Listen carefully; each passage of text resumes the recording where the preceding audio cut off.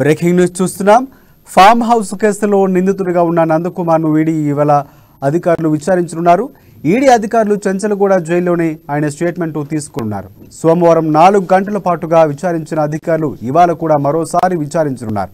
ఆయన వ్యాపారాలు పరిచయాలపై ఆరా తీసిన ఈడీ ఇవాళ నందకుమార్ను ఏ అంశాలపై విచారిస్తుందనేది ఉత్కంఠంగా మారింది. రోహిత్ రెడ్డి కుటుంబ సభ్యులకు సంబంధించిన వివరాలపై కూడా ఈడీ ప్రశ్నించుందని తెలుస్తోంది.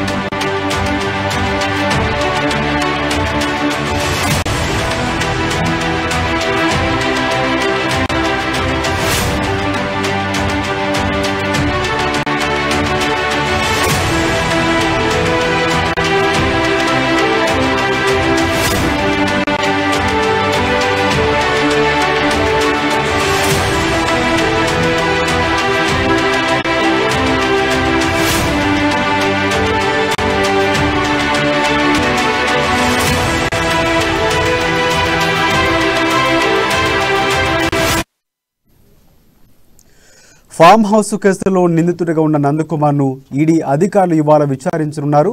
ఈడీ అధికారులు చెంచలగూడ జైల్లోనే ఆయన స్టేట్మెంట్ను రికార్డు తీసుకున్నారు. సోమవారం 4 గంటల పాటుగా విచారించిన అధికారులు ఇవాళ కూడా మరోసారి విచారించనున్నారు. ఆయన వ్యాపారాలు పరిచయాలపై ఆరా తీసిన ఈడీ ఇవాళ నందకుమార్ను ఏ అంశాలపై విచారిస్తుందనేది ఉత్కంఠంగా మారింది. రోహిత్ రెడ్డి కుటుంబ సభ్యులకు సంబంధించిన వివరాలపై ఈడీ ప్రశ్నించినట్లుగా కూడా తెలుస్తోంది. ఈ అంశానికి సంబంధించి మరింత సమాచారం అందించడానికి మా ప్రతినిధి ప్రణయ్ సిద్ధంగా ఉన్నారు. ప్రణయ్, చెప్పండి, ఈరోజు ఎలాంటి ప్రశ్నలు నందకుమార్పై అడిగే అవకాశం ఉందంటారు? Thank you Rajasekhar. ఈరోజు నందకుమార్కి సంబంధించినటువంటి 2వ రోజు విచారణ అనేది కొనసాగబోతుంది.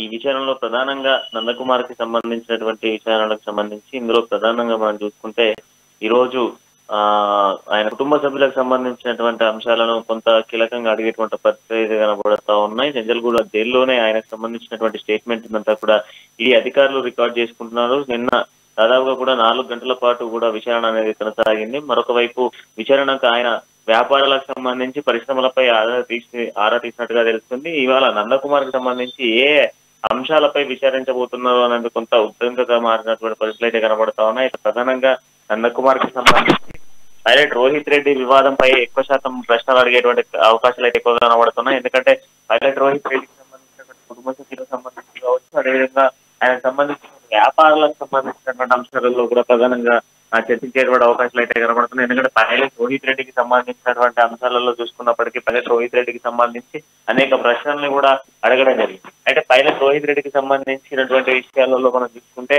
2 రోజుల పాటు పైలట్ రోహిత్ రెడ్డికి సంబంధించినటువంటి విచారణ జరిగినప్పుడు ఆయనకు సంబంధించినటువంటి కుటుంబ సభ్యులకు సంబంధించినటువంటి పూర్తి ఆధారాలతో పాటు అంటే వారికి సంబంధించినటువంటి వ్యాపారాలు, దాంతో పాటుగా కుటుంబ సభ్యులకు సంబంధించినటువంటి లావాదేవీలు, బ్యాంకులకు సంబంధించిన లావాదేవీలు అన్ని కూడా పైలట్ రోహిత్ రెడ్డికి సంబంధించిన విచారణలో మనం ప్రధానంగా చూస్తాం. అయితే అదేవిధంగా ఇప్పుడు మన నందకుమార్కి సంబంధించినటువంటి విచారణలో కూడా ఇలాంటి పరిణామం చోటు చేసుకునేటువంటి అవకాశాలు అయితే కనబడుతున్నాయి. నిన్న ఆయనకు సంబంధించిన కొన్ని వ్యాపారాలకు సంబంధించినటువంటి విషయాలను ఆరాధించినటువంటి ఇది అధికారులు ఈ రోజు మొత్తం పూర్తి స్థాయిలో ఆరాధించేటువంటి అవకాశాలు కనబడుతున్నాయి. ఇక దాంతో పాటుగా పైలట్ రోహిత్ రెడ్డిని కాంటాక్ట్ చేయడానికి కావచ్చు, అదేవిధంగా వారి కుటుంబ సభ్యుల్ని ప్రలోభ పెట్టేటువంటి ప్రయత్నం చేసినటువంటి నేపథ్యం ఇవన్నిటికి సంబంధించినటువంటి అంశాలలో కూడా రేపు ఈ రోజు అధికారులు అయితే మరొకసారి విచారణ స్టేట్మెంట్ తీసుకోబోతున్నారు. ఇంకోవైపు చూస్తే ఈ కేసుకు సంబంధించి హైకోర్టు, తెలంగాణ హైకోర్టు కూడా ఒక సంచలన నిర్ణయం తీసుకోవడం జరిగింది. సంచలన నిర్ణయంలో భాగంగా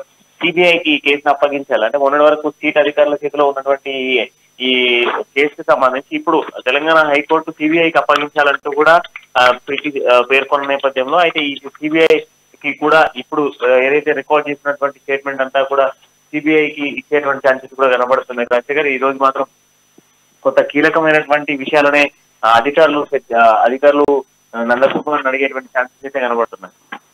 ఒకటి అంటే సిట్ నుంచి ఏదైతే ఎమ్మెల్యేల ఎర్ర కేసుకు సంబంధించి తాజాగా హైకోర్టు కూడా ఇప్పుడు మనం మాట్లాడుకుంటే తీర్పిచ్చింది. దాని గురించి కూడా ప్రస్తావించి, ఎందుకంటే ప్రధాన అంశంగా ఇంతవరకు ముందు నుంచి బీజేపీ కూడా చెప్తుంది ఇది సింగిల్ బెంచ్ అనే, లేకపోతే సిబిఐకి అప్పగించమని చెప్పి ముందు నుంచి చెప్తున్న పరిస్థితి ఇప్పుడు అలాగే జరిగింది. దీనికి సంబంధించి రోహిత్ రెడ్డి కూడా సేమ్ మేము అనుకున్నట్టుగానే జరుగుతుంది, వాళ్ళు అలాగే చేస్తున్నారు, కావాలని చేస్తున్నారు అని చెప్పడం ఇదంతా ఎలా చూడొచ్చు అంటారు?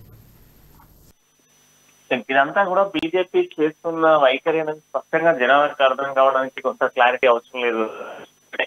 ఇప్పుడు వీళ్ళు చేసిన మొన్నటి వరకు సీట్ అధికారులు విచారణ చేపట్టారు. సీట్ అధికారులు అనేక విషయాలను కూడా వెలుగులో తీసుకురావడం జరిగింది. ఎమ్మెల్యేల కొనుగోలుకు సంబంధించి ప్రలోభ పెట్టారు అనేది వాస్తవమా అవాస్తవం అనేది బాగా బయటపడింది. సో ఈ నేపథ్యంలో ఎప్పటికప్పుడు కూడా బీఆర్ఎస్ ఎప్పటికప్పుడు కూడా దీనికి సంబంధించినటువంటి ఎంక్వైరీలు దర్యాప్తు చేస్తోంది. దీనికి సంబంధించినటువంటి విషయాలను కూడా కొంత వేగవంతం చేస్తుంది, ముందుకు తీసుకెళ్లేటువంటి ప్రయత్నం చేస్తా ఉంది. ప్రజలకు అర్థమయ్యే విధంగా వాళ్ళు చేసినటువంటి వైఖరిని ప్రజలకు అర్థమయ్యే విధంగా ఎక్స్ప్లెయిన్ చేస్తున్న నేపథ్యంలో ఇప్పుడు ఈ కేసుకి సంబంధించి సిబిఐ అప్పగించడం పట్ల పెద్ద ఎత్తున కూడా బీఆర్ఎస్ లో కొంత ఆందోళన వ్యక్తం అవుతున్న పరిస్థితి అయితే కనబడుతుంది. ఎందుకంటే అయోమయ పరిస్థితులు అయితే కనబడుతున్నాయి.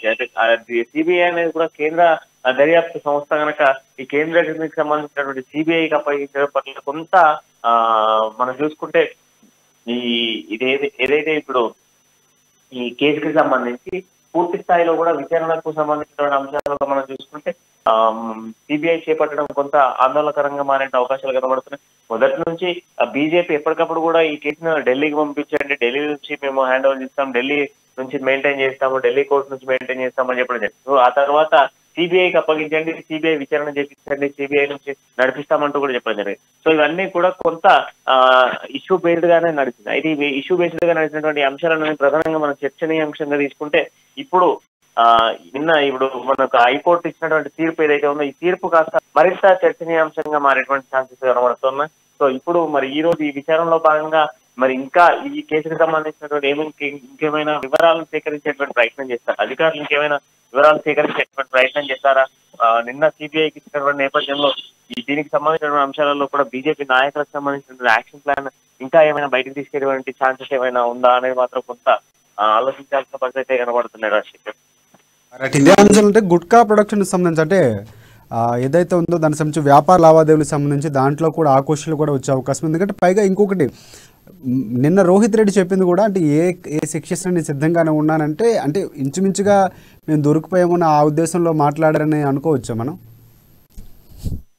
ఏ శిక్షకైనా నేను అడగను, ఏ శిక్షకైనా ఇద్దామంటూ కూడా పైలట్ రోహిత్ రెడ్డి చేసిన కామెంట్స్ కొంత బీజేపీ నాయకులు కూడా దాన్ని హైలైట్ చేస్తున్నారు. ఎందుకంటే